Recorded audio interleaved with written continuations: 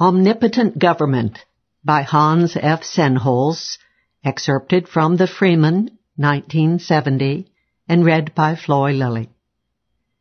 Mises's Omnipotent Government, The Rise of the Total State and Total War, was first published in 1944, when 57 nations were locked in a total war that slew more than 15 million fighting men and countless women and children.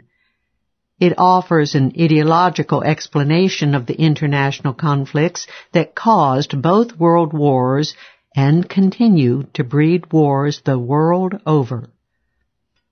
Professor Mises illustrates his case with a review of the fall of Germany, from the collapse of classical liberalism to the rise of nationalism and socialism.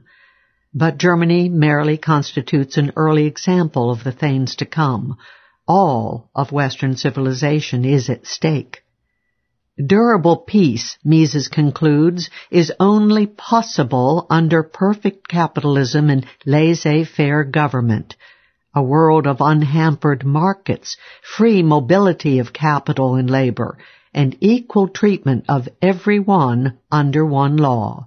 Government interference with business necessarily aims at autarky, but protectionism and autarky mean discrimination against foreign labor and capital, and thus create international conflict. The very ideas that breed bitter domestic conflict between classes and races also generate international conflict and war. Progressives, at home and abroad, aim at equality of income, but their own policies result in a perpetuation of the inequalities between classes and nations.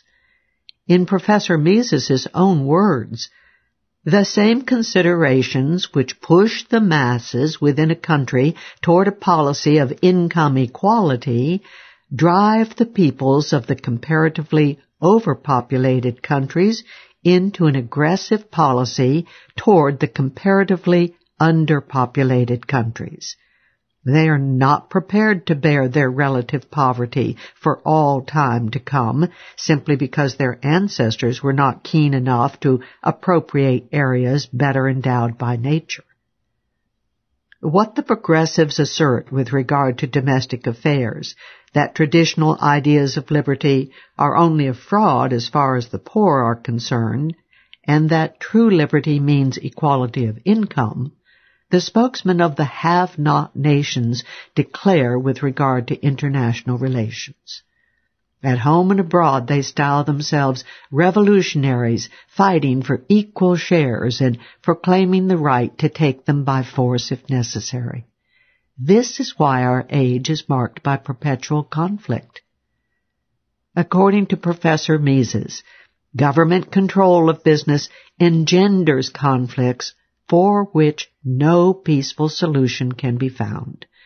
It was easy to prevent unarmed men and commodities from crossing the borders. It is much more difficult to prevent armies from trying it. The socialist and other etatists were able to disregard or to silence the warning voices of the economist. They could not disregard or silence the roar of cannon and the detonation of bombs.